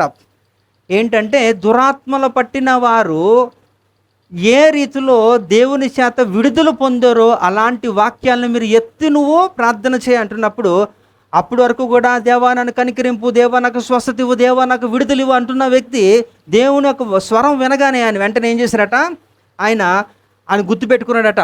ఆయన యొక్క మాటలో లూకాసు వార్త 13:11-12 వచనాల్లో మనం చూస్తే అక్కడ 18 సంవత్సరాలుగా కృంగిపోయే గూను కలిగి ఒక స్త్రీ ఉంటుంది. తను దురాత్మల చేత పీడించబడుతుంది. యేసు ప్రభు వారు ఆ సంఘంలో ఆయన బోధిస్తున్నప్పుడు అలాంటి పునరుద్ధాన వేళ ఆయన వస్తుంది, సబాత్ రోజు వస్తుంది. దేవుడు ఆయన్ని ఆ స్త్రీని స్వస్థపరుస్తాడు గద్దించి. అక్కడ విడుదల వస్తుంది. మార్క్స్ వార్త 5వ అధ్యాయంలో మనం చూస్తే అక్కడ యవనస్తుడు అక్కడ ఆయన కూడా దయ్యముల చేత పీడించబడుతూ సమాధుల్లో తిరుగుతున్న వ్యక్తి, దేవుడు ఆయన్ని స్వస్థత ఇస్తాడు, విడుదల ఇస్తాడు. అంటే ఇవన్నీ కూడా జ్ఞాపకం చేసుకొని వాక్యాధారంతో నువ్వు ప్రార్థన చేస్తున్నప్పుడు నీకు విడుదల వస్తుంది అన్నప్పుడు, ఎప్పుడైతే ఆ వాక్యాన్ని ఆయన జ్ఞాపకం చేసుకొని ఆయన ఎత్తి ప్రార్థన చేయడం మొదలెట్టాడో, ఆ వాగ్దానాల్ని ఆయన చెబుతున్నాడో, 2 నిమిషాల్లో ఆ దురాత్మ వదిలి పారిపోయిందట అండి. హల్లెలూయా. అంటే మీరు అర్థం చేసుకోండి ఎందుకు ఈ మాట చెప్పానంటే, ఇక్కడ యెహెజ్కేలు గ్రంథంలో 3వ అధ్యాయం 3లో చెప్తున్నాడు, ఈ గ్రంథాన్ని ఆహారముగా నువ్వు భుజించినప్పుడట నీకు వాక్యాలు గుర్తుంటాయి, దేవుడు చేసిన కార్యాలు గుర్తుంటాయి, నువ్వు లేఖనాలను ఎత్తి పట్టుకొని ప్రార్థన చేసే శక్తి సామర్థ్యత నీలోకి వస్తుంది. హల్లెలూయా. కనుక ఇక్కడ యెహెజ్కేలు ఏం చేశారట, ఆ గ్రంథాన్ని అమాంతంగా మింగేసినప్పుడు ఆయనకి ఏమైందట, ఆయన ఆహారం అదైపోయింది. ఆయన ఆహారంగా ఆయన సిద్ధపరుచుకున్నాడు. కాబట్టి యెహెజ్కేలుకి ఏ డోకా లేదనుకుంటాను నేను. ఎలా అంటే యెహెజ్కేలు కూడా యొర్దానులోకి ప్రవేశించాడా లేదా చెప్పాలి. మిమ్మల్ని అక్కడ వదిలేసే దెయ్యాలు ఎక్కడైనా పనిచేస్తున్నాయా? యొర్దాన్ అంటే ఏం చెప్పాను నేను కదా. మరి అలాంటప్పుడు అందరూ చనిపోతారు. యెహెజ్కేలు కూడా చనిపోయాడు, కానీ ఆయన మరణాన్ని దాటాడు. ఎందుకంటే ఆయన సిద్ధపరచుకున్న ఆహారం ఏంటో తెలుసా, దేవుని యొక్క వాక్యము. హల్లెలూయా. కాబట్టి మీ ఆహారం ఏదై ఉండాలి, దేవుని వాక్యమై ఉండాలి, గుర్తుపెట్టుకోవాలి. ఇంకా మనం చూద్దాం, కీర్తనల గ్రంథము 42వ అధ్యాయము 3వ వచనం చూద్దాం. కీర్తనలు 42:3. నీ దేవుడు ఏమాయనని వారు నిత్యము నాతో అనుచుండగా రాత్రింబగళ్ళు నా కన్నీళ్లు నాకు అన్నపానములాయను. ఇక్కడేంటనా, అన్నపానములు అంటే ఆహారమే. అన్నము పానము ఆ రెండు కలిస్తేనే ఆహారం మనం బ్రతకడానికి. కాబట్టి ఇక్కడ ఏంటట, మరి యొక్క కీర్తనలు 42 ఎవరు రాశారంటే కోరాహు కుమారులు రాశారు. మరి కోరాహు కుమారులు రాసిన కీర్తనలు చాలా అద్భుతంగా ఉంటాయి. అయితే అందులో ఉన్న ఒక సత్యం మీకు గ్రహించాలి. చూడండి, నీ దేవుడు ఏమాయనని వారు నిత్యము నాతో అనుచుండగా రాత్రింబగలు నా కన్నీళ్ళు నాకు అన్నపానములాయను. రాత్రింబగలు ఏం చేస్తున్నారట, వారు కన్నీరు కారుస్తున్నారట. అంటే నాకు ఈ యొక్క కోరాహు కుమారులు రాసిన కీర్తన చాలా నచ్చుతుంది. ఎందుకంటే అందులో ఎన్నో సత్యాలు ఉంటాయి. పైపెచ్చి ఏంటంటే 84వ కీర్తన కానీ మీరు కానీ చూడగలిగితే ప్రభువు దినం గురించి ఆయన మాట్లాడుతూ, ఏంటిది క్రీస్తు పూర్వమా, ఇది క్రీస్తు శకమా ఈ సందర్భం చెప్పాలి. క్రీస్తు పూర్వమే కదా. అప్పటికి యేసు ప్రభువు వచ్చారా, మొదటి రాకడ జరిగిందా? లేదు కదా. ఎక్కడిది, ఎప్పుడు ఇది కీర్తనలు అంటే మిడిల్ బుక్, ఇది పాత నిబంధన 39 పుస్తకాల్లో ఇది ఒకటి. కాబట్టి ఇక్కడ అంటే అప్పుడే వారు ఏం చేస్తున్నారట, ప్రభు దినం కొరకు చాలా అత్యాసక్తిగా ఎదురు చూస్తూ నిరీక్షణ కలిగిన వారుగా వారు ఏం చేస్తున్నారట, అంతటి యొక్క ఎదురు చూపులు ఆ కాలంలోనే వారికి ఉంది. వాస్తవంగా మనకు కథ ఉండాలి. ఎందుకంటే ప్రభు రాకడ అప్పుడా ఇప్పుడా, దగ్గరికి సమీపం ఇప్పుడే. అప్పటికి ఇంకా అసలు మొదటి రాకడే జరగలేదు కదా, యేసు ప్రభువారే భూమి మీదకి రాలేదు ఇంకా. కానీ ఇప్పుడు యేసు ప్రభువారు మరలా రెండోసారి రాబోతున్నారు అతి సమీపంగా. మనము దగ్గరికి వచ్చేసాం, కానీ మనకు ఆ ఆసక్తి లేదు, ఆ ఎదురుచూపులు లేవు, ఆ నిరీక్షణ లేదు. వాళ్ళకు ఉంది. అదే నాకు ఆశ్చర్యం అనిపిస్తుంటుంది అనమాట. కనుక ఇక్కడ చూడండి, వారి కన్నీళ్ళు ఏంటట, రాత్రింబగళ్ళు కూడా నా కన్నీళ్ళు నాకు అన్నపానములయ్యేట. వారి యొక్క ఆహారం ఏంటట, కన్నీళ్ళే ఆహారంగా చేసుకున్నారు వాళ్ళు. కన్నీరే ఆహారం. అయితే ఎక్కడ ఉన్న వాళ్ళు కూడా, మీరు కూడా అంటే మేము చేసుకున్నామండి ఒక్కొక్కప్పుడు కదా, కన్నీరు కూడా మీరు కూడా తాగారా? కన్నీరు ఎప్పుడైనా నోట్లోకి వెళ్ళిందా పొరపాటున? ఎలా ఉంటుంది? ఉంటుంది కదా. సో కొన్ని సందర్భాలు చిన్నపిల్లలు మనం చూస్తే కొంతమంది ఇక అదే పని మీద ఉంటారు, ఇంకా అదే ఆహారం నిజంగాలకి. ఎదవ పని చేయడం, దెబ్బలు తినడం కదా. కానీ వీళ్ళు అలా కాదండి, మీరు అలాగ అనుకున్నారు కదా. వీళ్ళు అలా కాదు, రాత్రింబగలు వీళ్ళు ఏంటట, కన్నీరే వారికి అన్నపానములుగా అయ్యేవంట. దేవుని నిమిత్తం వారు ఏం చేస్తున్నారట, రోధిస్తున్నారట. వారు దేవుని కొరకు వాళ్ళు చేస్తున్నారు అలాంటివి. కాబట్టి ఇక్కడ మీరు ఆలోచించండి, నాకు చాలా ఆశ్చర్యం వేస్తుంటుంది ఇలాంటివి ఒక్కొక్కసారి పరిశీలన చేస్తున్నప్పుడు. ఆది కాండం మొదలుకొని ప్రకటన వరకు కూడా దేవుడు దేన్నన్నా దాటి వెళ్ళిపోగలడు, కానీ కన్నీరుని దాటి వెళ్ళలేడండి. హల్లెలూయా. అంటే దేవునికి ఏంటంటే కన్నీరు విలువ తెలుసు. కనుక దావీదు కూడా ఒక మాట అంటాడు చూడండి, ఇక్కడ 56వ అధ్యాయం 8వ వచనం చూడండి ఒకసారి. నా సంచారములను నీవు లెక్కించి ఉన్నావు, నా కన్నీళ్లు నీ బుడ్డిలో నుంచబడి ఉన్నవి, అవి నీ కవిలిలోని కనబడును గదా. హల్లెలూయా. దావీదు అంటున్నాడు ఇక్కడ, నా కన్నీళ్ళన్నీ కూడా you have preserved in a బాటిల్లో అలా దాచిపెట్టావు అవన్నీ కూడా. కనుక అవన్నీ నువ్వు లెక్క కడుతున్నావు, వాటి అన్నిటికీ కూడా నువ్వు ప్రతిఫలం ఇవ్వబోతున్నావు అని. కాబట్టి అయితే నేను అంటాను ఇక్కడ, స్త్రీలందరికీ కూడా నేను మీకు తెలియజేసిన ఒక సత్యాన్ని ఏంటంటే, దయచేసి వ్యర్థమైన వాటి కొరకు నీ కన్నీళ్ళు కార్చకమ్మా. వేస్ట్. కన్నీరు చాలా విలువైనది, చాలా విలువైనది కన్నీరు. ఆ కన్నీరు దేవుని సన్నిధిలో, దేవుని నిమిత్తము, దేవుని కొరకు, ఆ పనుల నిమిత్తము, లేకపోతే నశించు వారి పట్ల భారంతో నువ్వు కన్నీళ్ళు విడిస్తే కూడా దానికి ఎంతో విలువ ఉంటుంది, ప్రతిఫలం ఉంటుంది. కానీ పనికిరాని వాటి కొరకు, చీర కొనలేదని, ఇంకేదో కొనలేదని, ఇంకేదో వేస్ట్ వాటి కొరకు మీ కన్నీళ్ళు వృధా చేసుకోకండి. వేస్ట్. దానివల్ల ఎలాంటి ప్రయోజనం ఉండదు. మీకు అనారోగ్యం వస్తుంది తప్ప ఇంకోటి రాదు, బలం అంతా కూడా పోద్ది. కన్నీరు అంటే ఏమనుకున్నారు, సాల్ట్స్ అన్నీ కూడా పోతాయి, లవణాలన్నీ కూడా బయటికి వెళ్ళిపోతాయి. కనుక అందుకే మీరు చూడండి, బాగా ఏడ్చారు అనుకోండి, ఏడ్చిన వాళ్ళకి అలసటగా మత్తుగా ఉంటుంది కదా. అందరికీ అలవాటే కదా. ఒకప్పుడు అందరూ కూడా ఇదే పనిలో ఉంటారు.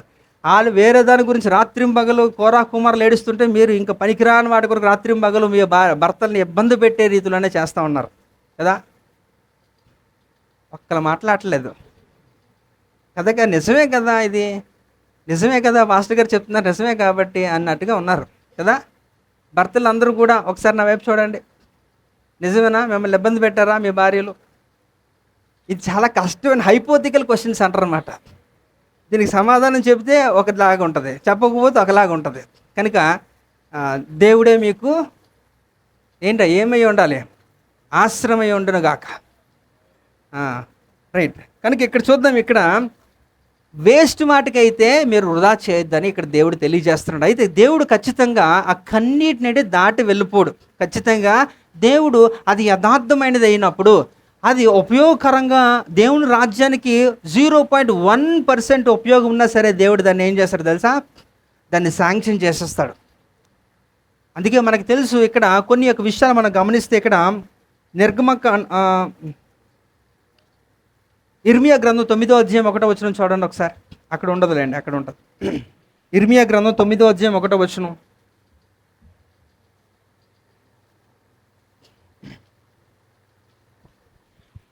నా జనులలో హతమైన వారిని గూర్చి నేను దివారాత్రము కన్నీరు విడిచినట్లు నా తల జలమయముగాను నా కన్ను కన్నీళ్ల ఊటగాను ఉండునుగాక. హల్లెలూయా. ఎవరండి ఇక్కడ? ఇర్మియా అనే భక్తుడు అక్కడ ప్రజల నిమిత్తం, ఇశ్రాయేల్ ప్రజల నిమిత్తం కూడా ఆయన ఏం చేస్తారంటే ఎంతగా ఏడుస్తున్నారంటే, జలమయం అంటే తెలుసా, ఒక చిన్న నీటి ఊటలాగా అనమాట. అంటే తలంతా కూడా జలమే. అంటే ఎంత ఏడ్చేసాడో, ఎంత నీళ్ళు అక్కడ ఉండాలంటే ఎంత ఎలాగుంటుందండి. అంటే అది ఎంత ఎంత భారంగా లోపల ఉంటే అంత నీళ్ళు వస్తాయండి. ఆలోచించండి. అంటే అంత చేసినందుకు ఖచ్చితంగా మరి ఈయనకు ప్రతిఫలం ఉండకుండా మాంది కదా. ఆయన చేసిన కన్నీటి ప్రార్థనకి ఖచ్చితంగా విలువ ఉంది, దేవుడు విలువ ఇచ్చాడు. మరి వారిని అందరినీ కూడా రక్షించడానికి కానీ మరి వారందరి నిమిత్తం ఈయన మొరపెట్టినందుకు దేవుడు ఆయన్ని బహుగా ఆశీర్వదించాడు. ఎవరిని? ఇర్మియాని. ఎందుకంటే నెబుకద్నెజర్ అనే రాజు వచ్చి అందరినీ కూడా చెరకు తీసుకొని వెళ్ళిపోయాడు, కానీ ఇర్మియా అన్న ప్రవక్తను వదిలేశాడు. మీరు చదువుకోండి వాక్యాలు సరిగ్గా. ఆయన్ని తీసుకొని వెళ్ళలేదు, ఆయన్ని అలాగ వదిలేశారు. ఎందుకంటే దేవుడు అలా అంతగా తప్పిస్తాడు దేవుని యొక్క ప్రజల్ని. దేవుని కొరకు నువ్వు వాడబడుతున్నప్పుడు అలా దేవుడు మిమ్మల్ని రక్షిస్తాడు. ఇంకా మనం చూస్తే లూకాసు వార్త 7వ అధ్యాయము 37, 38 వచనాలు కూడా చూస్తే ఇక్కడ కూడా ఒక స్త్రీ ఏం చేస్తుందంటే కన్నీళ్లతో ఏం చేస్తుందట, యేసు ప్రభు ఒక పాదాలని తడిపేసింది. ఏం చేసిందట? తన కురులతో ఏం చేసింది? దాన్ని తుడిచింది. పరిమళ తైలాన్ని కూడా తన మీదకి పూసింది. ఆ స్త్రీ గురించి కూడా అక్కడ రాశారు. కనుక వీళ్ళందరూ కూడా జ్ఞాపకం ఉండిపోయారండి. దేవుణ్ణి వాళ్ళందరినీ కూడా మర్చిపోలేదు, వారందరూ జ్ఞాపికలో ఉండిపోయారు. వారికి దేవుడు ప్రతిఫలం బహుగా ఇచ్చాడు. ఎందుకంటే కన్నీరే వారి ఆహారముగా చేసుకున్నారు. అంతేకాకుండా ఇంకా మనం చూద్దాం ఇక్కడ 2 కొరింథీ పత్రిక 2వ అధ్యాయము 4వ వచనాన్ని కూడా చూస్తే అపోస్తలుడైన పౌలు గారు కూడా మరి యొక్క సంఘముల నిమిత్తం ఎంత కన్నీరు కార్చి కట్టాడో అక్కడ కూడా రాయబడి ఉంటుంది. చూడండి 2 కొరింథీ పత్రిక 2వ అధ్యాయము 4వ వచనం. మీరు దుఃఖము కలగవలనని కాదు గాని మీ ఎడల నాకు కలిగియున్న అత్యధికమైన ప్రేమను మీరు తెలుసుకొనవలనని నిండు శ్రమతోనూ మనోవేదనతోనూ ఎంతో కన్నీరు విడిచుచూ మీకు వ్రాసితిని.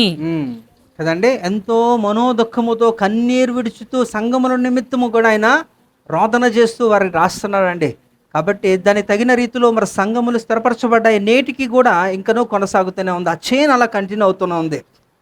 ఆయన అయితే లేకలేదు, భూమి మీద లేడు, కానీ ఆ పరిచర్య ఇంకనూ అలాగే కొనసాగుతూనే ఉంటుంది. అపోస్తులు వేసిన పునాది అది. ఆ పునాది మీద మనం కట్టబడుతూ మనము చివరి వరకు కూడా వెళ్ళాలి. కాబట్టి మీరు ఆలోచించండి, ఇక్కడ ఏమైందట? కన్నీరే అన్నపానములుగా వారి ఆహారముగా అయిపోయింది. కాబట్టి ఎలా అంటే అందుకనే దేవుడు అంటున్నాడు, రోదన చేస్తున్న స్త్రీలేరి వారు పిలిపించండి అంటున్నాడు. ఇక్కడ వాళ్ళు రమ్మంటున్నారు, రోదన చేయరు మనం నేర్పించండి మీ యొక్క బిడ్డలకు అంటున్నాడు. ఈ రోజుల్లో కన్నీరు దేనికి కారుస్తారండి? ఏదన్నా దుఃఖం వచ్చినప్పుడు, ఏదైనా బాధ కలిగినప్పుడే.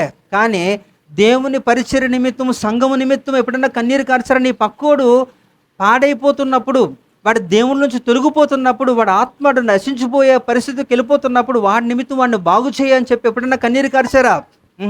వాడు బాగా ఇంకా చెడిపోతేనే మంచిదన్న ఆలోచనతో కొంతమంది ఉంటారు. కానీ ఇక్కడ అలా కాదండి. ఈయనకి ఏం అవసరం? అపోస్తలుడైన పౌలు గారికి ఏం అవసరం? సంఘముల కొరకు అంత మనోవేదనతో ఎందుకు, అంత దుఃఖంతో ఎందుకు రాయాలి? ఎందుకంటే వారు బాగుపడ్డ నిమిత్తం. అందుకనే వారి ఆహారం ఏమైందట? కన్నీరే వారి యొక్క అన్నపానములుగా అయ్యాయి. కాబట్టి ఇది వారి ఆహారముగా మనం కూడా చేసుకోవాలి. ఒక మాట చూద్దాం ఒకసారి. ఇర్మియా గ్రంథం 9వ అధ్యాయం 17వ వచనం చూడండి. సైన్యములకు అధిపతియగు యెహోవా ఇలాగు సెలవిచ్చుచున్నాడు, ఆలోచింపుడి, రోదనము చేయి స్త్రీలను కనుగొనుడి, వారిని పిలువనంపుడి, తెలివిగల స్త్రీలను కనుగొనుడి, వారిని పిలువనంపుడి. కదండి, రోదన చేయ స్త్రీలు ఎక్కడున్నారు? వారిని తీసుకొని. ఎందుకంటే ఈ రోజుల్లో అరుదు. ఈ రోజుల్లో అంతటి యొక్క భారంతో సంఘము కొరకు లేకపోతే దేవుని రాజ్యము కొరకు అంతగా దుఃఖించే స్త్రీలు ఎక్కడున్నారండి? వాళ్ళకి టైమే లేదు, చర్చికి రావడానికే టైం లేదన్నప్పుడు ఇంక ఏడవడానికి ఇంకేం టైం ఉంటుంది? అందుకే చెప్తున్నాను అనమాట, వేస్ట్ వాటికి మీ కన్నీరు వాడద్దు. వేస్ట్, దానివల్ల ఉపయోగం ఉండలేదు. మీరు వాడవలసింది ఏంటంటే దేవుని రాజ్యం నిమిత్తం మీ కన్నీరు కానీ మీరు కారిస్తే అది మీకు ఎంతో ఆశీర్వాదంగా ఉంటుంది. హల్లెలూయా. కాబట్టి అందుకని అలాంటి వారిని తీసుకొని రండి అంటున్నారు. దొరకట్లేదు కదా, వాళ్ళు కనుగొనని అంటున్నారు. ఇక్కడ చూడండి, సైన్యములకు అధిపతిగా యెహోవా ఈలాగు సెలవిచ్చుచున్నాడు, ఆలోచింపుడి, రోదన చే స్త్రీలను కనుగొనడి. ఎవరు చేయట్లేదు ఈ రోజుల్లో. కనుక వారిని పిలువనంపుడి, తెలివిగల స్త్రీలను కనుగొనడి, వారిని పిలువనంపుడి. ఎందుకంటే వారిని తీసుకొని వచ్చి వారికి చేస్తే నెక్స్ట్ తరం వారికి కూడా వారు ఒక మాదిరిగా ఉండి వారిని కూడా అలాంటి యొక్క విలాపకర్తలుగా తయారు చేస్తాడు. కనుక మీరు ఆలోచించండి. మూడో ఆహారం ఏంటట? కన్నీరే అన్నపానములుగా, అంటే అలాంటి ఆహారం మనం సిద్ధపరచుకోవాలి. మరి నాలుగోది కూడా నేను చెప్పి ముగించేస్తానండి. హోషేయ గ్రంథం 4:8 నా జనుల పాపములను ఆహారముగా చేసుకొందురు గనుక జనులు మరి అధికముగా పాపము చేయవలనని వారు కోరుదురు. ఇక్కడ చూడండి, ఈ హోషేయ అనే ఒక ప్రవక్త, మరి ఈయన ఏంటట, ఈయన కాలంలో దేవుడు ఆయనకి చెప్తున్నప్పుడు ఏంటంటే ఒక వార్నింగ్ ఇస్తున్నాడు. ఏంటట, నా జనులు పాపములను పాప పరిహార బలి మాంసము ఆహారముగా చేసుకున్నారు. అంటే పాపాన్ని వారు ఆహారంగా చేసుకున్నారట వాళ్ళండి. మరి ఈ గుంపులో చాలామంది ఉంటారు. ఎందుకంటే ముందు మూడిట్లో పక్కకు పెడితే ఇది అందరూ కూడా వారి పాపాన్ని ఆహారముగా చేసుకున్న చేత వారు కేవలం యోర్దానులోకి వెళ్ళిపోయి అక్కడ ఆగిపోతున్నారు, యోర్దాన్ని దాటలేకపోతున్నారు. అది ఖచ్చితంగా ఈ యొక్క 3 దినాలు, ఆ 3 దినాల్లో ఎక్కడన్నా సరే వారు ఇరుక్కుపోతారు తప్ప వారు అందులోంచి బయటికి రాలేరు.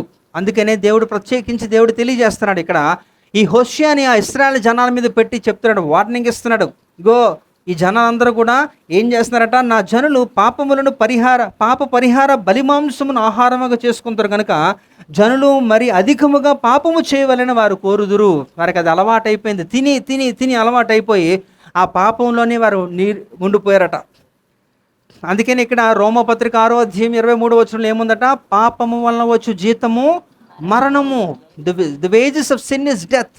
కాబట్టి ఖచ్చితంగా పాపములోని నువ్వు చనిపోతే గుర్తుపెట్టుకొని, ఎవరైనప్పటికీ కూడా పాపములో ఎవరు చనిపోయినా వారు నరక పాత్రులే అవుతారు, కానీ వారు పరిశుద్ధులుగా ఎంచబడరు, దేవుని యొక్క రాజ్యంలోకి వెళ్ళరు. పాపాన్ని ఏం చేయాలంటే మనము కడుక్కోవాలి.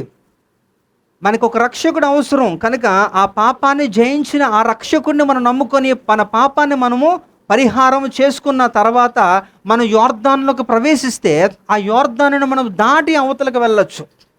కానీ అందులోనే మీరు చనిపోతే ఏమి ప్రయోజనం? వేస్ట్. కనుక ఇది మనం ఆలోచనకి తీసుకొని రండి.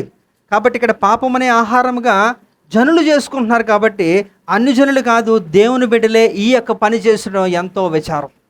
ఎందుకంటే వారికి అలాగా తెలియకపోతున్నారు. కానీ ఇక్కడ మీరు ఇందులో ఒక ఫ్రేజ్ గమనించండి, చూడండి, నా జనులు అంటున్నారంటే దేవుని నమ్ముకున్న బిడలు, యూదులు, ఇశ్రాయేలు ప్రజలే వారు ఇలాంటి చేస్తున్నారు, అన్యుల గురించి మాట్లాడట్లేదు. అది నిజంగా విచారం కదా.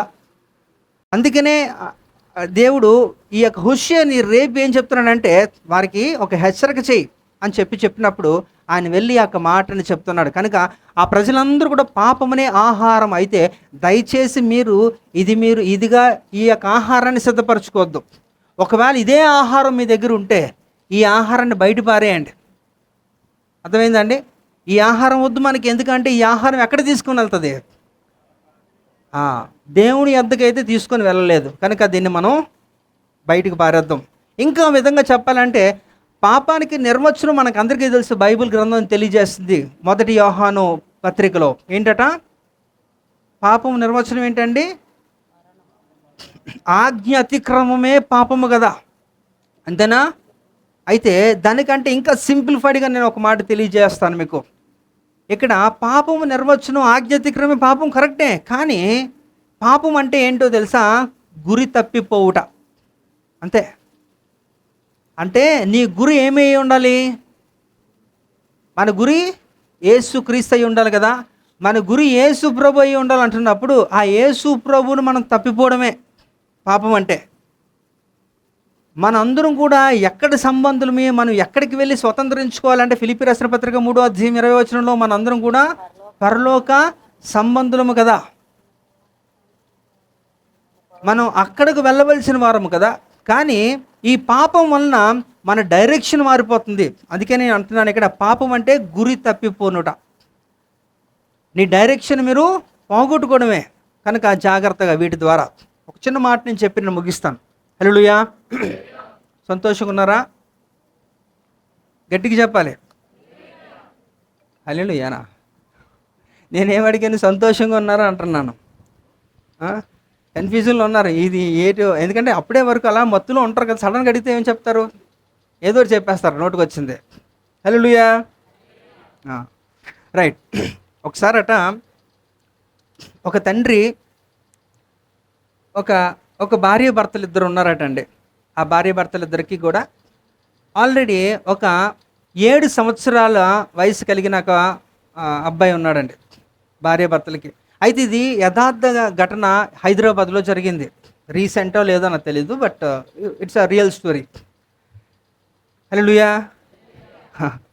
ఇప్పుడు అంటే వాక్యం అంటే మనకి పెద్దగా ఎక్కదు, కానీ కథలు ఇలాంటివంటే కూడా చాలా ఆసక్తి ఉంటుంది కదా, కామన్ అది. కనుక ఇక్కడ ఏమైందట, ఆ భార్య భర్తలకి ఒక కుమారుడు ఉన్నాడు, ఆడికి 7 సంవత్సరాలట. అయితే ఆయన సెక్రటరేట్లో పనిచేస్తున్నాడట అండి ఆ వ్యక్తి భర్త. ఆయన ఆ రోజు మీటింగ్స్ చాలా ఎవరో డెలిగేట్స్ వస్తున్నారు, ఈ యొక్క మినిస్ట్రీల వాళ్ళందరితో కూడా ఒక మీటింగ్ ఉందని చెప్పి త్వరగా ఆయన వెళ్ళాలి. అయితే అప్పటికే తన భార్య 2వ ప్రెగ్నెన్సీ, తనకి డెలివరీ టైం. అయితే ఆ 7 సంవత్సరాల బాబుని స్కూల్కి డ్రాప్ చేయడానికి, అలాగే తన స్కూల్కి డ్రాప్ చేసేసి హాస్పిటల్కి తీసుకొని వెళ్ళి తన భార్యని హాస్పిటల్లో జాయిన్ చేసి ఈయన మీటింగ్కి వెళ్ళాలి. అది ఆ రోజు ఒక షెడ్యూల్. అయితే మరి ఇద్దరిని కూడా, మరి భార్యని అలాగే ఆ కుమారుడిని కూడా మరి కారులో ఎక్కించుకొని ఆయన ముందు స్కూల్కి తీసుకొని వెళ్ళి స్కూల్లో డ్రాప్ చేసి అక్కడి నుంచి హాస్పిటల్ తీసుకొచ్చి తన భార్యని హాస్పిటల్లో తీసుకొని వెళ్ళి జాయిన్ చేసి అక్కడ ఆ డాక్టర్స్తోని ఆ నర్సులతోనే మాట్లాడుతున్నట్ట. నేను చాలా అర్జెంట్ మీటింగ్ ఉంది నాకు, నేను మీటింగ్ చూసుకొని నేను వస్తాను, అయితే ఈ లోపు ఏమన్నా ఎమర్జెన్సీ ఏమైనా ఉంటే కూడా నాకు మీరు కాల్ చేయండి అని చెప్పి నెంబర్ ఇచ్చి మరి తన భార్యని హాస్పిటల్లో జాయిన్ చేసి వారందరికీ చెప్పేసి ఆయన వెళ్ళిపోయాడట అండి. వెళ్ళిపోయాడట. ఆయన మీటింగ్లో ఉన్నాడు. మరి మధ్యాహ్నం కావస్తుంది, అంతలోకి ఆయనకి కాల్ వచ్చింది. ఏంటంటే, కంగ్రాచులేషన్స్ సార్, మీకు కుమారుడే పుట్టాడు, మీకు కొడుకు పుట్టాడు అని చెప్పి మరి డాక్టర్స్ ఫోన్ చేశారట. ఈయన కూడా చాలా సంతోషంగా అక్కడి నుంచి మొట్టమొదటిగా స్కూల్కి వెళ్ళి స్కూల్ దగ్గర పిల్లోడిని పిక్ చేసుకొని పర్మిషన్ తీసుకొని అక్కడి నుంచి హాస్పిటల్కి వచ్చాడట. హాస్పిటల్కి వచ్చి చూస్తున్నాడట. కొడుకుని కూడా తీసుకొని వెళ్ళి అక్కడ భార్యని పలకరించి ఆ కుమారుని చూస్తే ఆ కుమారుడు నల్లగా ఉన్నాడట అండి. ఈ మొదటోడు తెల్లగా ఉంటాడట, ఆ నల్లగా ఉన్నాడట. నల్లగుంటే సరే అని చెప్పి ముద్దులాడి చక్కగా అతన్ని తీసుకొని, అప్పుడు అక్కడే ఉన్నాడట ఆ పెద్దోడు 7 సంవత్సరాల బాబు. ఆ పక్కనే ఉంటాడు, రావట్లేదంట. రారా అంటే, ఇగోరా తమ్ముడు చూడంటే ఇలా చూసి ఈడా అన్నాడట అండి. ఆ తమ్ముడిని చూసి అన్న ఇచ్చిన ఎక్స్ప్రెషన్ ఏంటంటే, ఇంత నల్లగా ఉన్నాడు ఈడేటి అన్నాడట. అంటే వాళ్ళ నాన్న అన్నాడట సరదాగా, పర్లేదు లేరా, వాషింగ్ మిషన్ వేస్తే తెల్లగా అయిపోతాడులే అన్నాడట. అంతే, అయిపోయింది కథ. అయిపోయింది. తర్వాత వాళ్ళు అక్కడి నుంచి కొన్ని రోజుల తర్వాత డిశ్చార్జ్ అయిపోయారు, ఇంటికి తీసుకొని వెళ్ళిపోయారు, అంతా కూడా అయిపోయింది. ఆ తర్వాత మరి ఇంక కొన్ని రోజులు, ఒక 3 నెలలు ఎంతో కాలం అయిపోయిందట అండి. మరి కొనసాగుతున్నారు, వాళ్ళ పనులు వాళ్ళు చేసుకుంటున్నారు. భర్త మళ్ళీ యథావిధిగా తను సెక్రటరేట్కి వెళ్ళిపోయాడు ఉద్యోగం నిమిత్తం. భార్య ఉంది, భార్య కూడా ఏదో అవసరం నిమిత్తం నేను షాప్కి వెళ్ళి వస్తాను, నువ్వు జాగ్రత్తగా తమ్ముడి దగ్గర ఉండి జాగ్రత్తగా చూసుకో అంటే అక్కడే ఉండి తను బయటికి వెళ్ళిందట. ఏదో సరుకులు తేడానికి వెళ్తే వచ్చేలోపు చూస్తే అక్కడ పిల్లోడు లేదంట, ఉయ్యాల్లో పిల్లోడు కనబడలేదట. కంగారు పడిపోయి ఎక్కడికైనా ఎవరన్నా ఆంటీ ఎదిరింటి వాళ్ళు ఎవరన్నా వచ్చారా, తీసుకుని వెళ్ళారు, ఏమైందిరా అంటే ఏమీ మాట్లాడినాడు. 2 పీకితే అప్పుడు చెప్పాడట ఆగు అని చెప్పేసి. ఏంటట అంతకీ, అగో అందులో ఉన్నాడులే అన్నాడట. ఆ పిల్లోని తీసుకెళ్ళి ఒక సర్ఫ్ ప్యాకెట్ మొత్తం వేసి వాషింగ్ మిషన్లో వేసి స్విచ్ వేసి అలాగా నడుము మీద చేసుకొని చూస్తున్నాడట. ఆడికి 2 పీకితే అప్పుడు చెప్పాడట, ఇదిగో ఇందులో ఉన్నాడని. అప్పుడు కంగారు పడిపోయి స్విచ్ ఆపి తీసినాడికి ఆ పిల్లాడు పీసులు అయిపోయాడటండి. ఆ పిల్లాడు బయటికి తీసుకొచ్చారట. అంటే అప్పుడు ఆడు ఏడుస్తున్నాడట, తల్లి ఏడుస్తుంది, భర్త ఏడుస్తుంది, ఇంటి దగ్గర అందరూ ఏడుస్తున్నారట. అంటే ఇక్కడ నేను ఏం చెప్తానంటే, నల్లగా ఉంటే అన్నకే నచ్చలేదు తమ్ముడు. నా దేవుడు ధవలవర్ణుడు, పరిశుద్ధుడు, అతి పరిశుద్ధుడు కదా. ఆయన ఎంత పరిశుద్ధుడో అక్కడికి వెళ్ళాలంటే ఆ పరిశుద్ధత లేకుండా ఎవరు అక్కడికి వెళ్ళలేరు కదా. కాబట్టి మీరు ఆలోచించండి, నా దేవుడి దగ్గరికి వెళ్ళాలంటే మీలో పరిశుద్ధత అవసరం. ఇక్కడ పాపం అనే ఆహారాన్ని నువ్వు కానీ భుజిస్తే నువ్వు నా దేవుని దగ్గరికి ఎప్పటికీ కూడా నువ్వు చేరుకోలేవు. కనుక నీ ఆహారం ఏదై ఉందో మీరు ఆలోచించుకోండి. హల్లెలూయా. కాబట్టి ఇక్కడ మన ఆలోచన చేద్దాం. దేవుడు మనల్ని కూడా ప్రేమిస్తున్నాడు, అందులో ఎలాంటి సందేహం లేదు. కానీ నీలో ఉన్న ఒక పాపాన్ని నువ్వు తీసివేసుకొని ఆయనకి సమర్పించుకొని ఆయనకి నీ ప్రవర్తన అంతటి మీద అధికారం ఇవ్వగలిగిన రోజు మాత్రమే నిన్ను ఆయన హిస్సోపుతో ఆయన ఏం చేస్తాడట, ఆయన కడుగుతాడు. అంతటి తెలుపుగా నిన్ను చేసి ఆయనతో పాటు ఆయన నిన్ను తీసుకొని వెళ్ళడానికి ఆయన ఇష్టపడతాడు. కానీ నువ్వు ఉన్న ఫలంగా నిన్ను ఆయన రిసీవ్ చేసుకోవడం. కనుక మీరు ఆలోచించి మన ఆహారం ఏమై ఉండాలి అనేది మీరు ఆలోచించండి. ఎందుకంటే ఆ ఆహారాన్ని బట్టే, నువ్వు సిద్ధపరచుకున్న ఆహారాన్ని బట్టే నువ్వు యోర్దానులోకి ప్రవేశించి అక్కడతో ఆగిపోవు, కానీ యోర్దాను దాటి వెళ్ళిపోతావు. హల్లెలూయా. కనుక ఈ యొక్క 4 రకాల ఆహారాలని మనం ఈరోజు చూసాం. మొదటిది ఏంటండి? గట్టిగా, దేవుని చిత్తమనే దేవుని చిత్తాన్ని నెరవేర్చే ఆహారం అట. రెండోది దేవుని వాక్యమనే ఆహారం అట. 3 కన్నీళ్ళే ఆహారం అట. మరి 4వది మీరు ఏ ఆహారాన్ని మీరు సెలెక్ట్ చేసుకుంటారో, మీరు ఏది ఆల్రెడీ సిద్ధపరచుకున్నారు, ఏది సెలెక్ట్ చేసుకున్నారు అన్న. ఆ 3 అంటే కష్టం, కానీ వదిలేయండి. ఆ 4 చాలా సులువుగా ఉంది, ఆ ఆహారం అయితే బాగుంటుంది అని అనుకుంటే మాత్రం నేను చెప్తున్నాను, అది ఆ ఆహారాన్ని కానీ మీరు భుజిస్తూ ఉంటే, ఆ ఆహారం కొరకే మీరు బ్రతికితే, ఆ ఆహారాన్ని మీరు సిద్ధపరచుకుంటే ఖచ్చితంగా మీరందరూ కూడా ఎక్కడికి వెళ్ళిపోతారట? యోర్దానులోకి వెళ్ళిపోతారు. అంతే. వెళ్ళిపోవడమే, ఇంక అక్కడ ఉండిపోవడమే. అది దాటడం అనేది ఉండదు. అయితే 3 దినాల్లోనే అది దాటాలి. గుర్తుపెట్టుకోండి. ఇప్పుడు మీరు ఏ రోజులోకి వచ్చారో మీకే తెలుసు, ఏ దినంలో ఉన్నారో మీకే తెలుసు. ఇక్కడ అందరికీ వర్తిస్తుంది అది కదండి. బాల్యము, యవ్వనము, వృద్ధాప్యము, ఈ 3 దినాల్లోనే ఖచ్చితంగా మీరు దాటాలి. వెళ్ళిపోవడం సులువే, కానీ దాటడమే కష్టం. అది దాటాలంటే ఖచ్చితంగా ఈ ఆహారం మీకు అవసరం.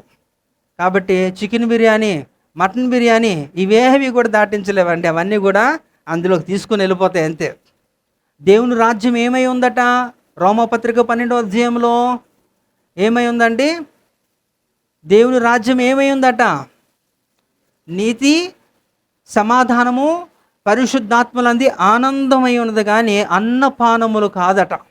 అది గుర్తుపెట్టుకోవాలి. కాబట్టి మనకి శక్తికి తినండి, అంతేగాని ఇంకా మీరు ఓవర్గా ఇంకేదైనా చేద్దాం అనుకుంటే ఇంకా కుదరదు, అలాంటివి ఏమి జరగదు. కనుక ఇది మీ ఆహారం ఏదై ఉందో వ్యక్తిగతంగా పరిశీలన చేసుకోండి, ఆ ఆహారాన్ని సిద్ధపరచుకోండి. ఎందుకంటే మనము అతి సమీపంగా ఉన్న యోర్దానును దాటేవారిగా ఉండాలి. హల్లెలూయా. యెహోషువ అక్కడ వాళ్ళకి తెలియజేస్తున్నాడు 1:11లో మనం ఏం చేయబోతున్నామట? 3 దినాల లోపే మనం యోర్దాన్ని దాటాలి. కనుక మీ ఆహారాన్ని సిద్ధపరచుకోండి. హల్లెలూయా.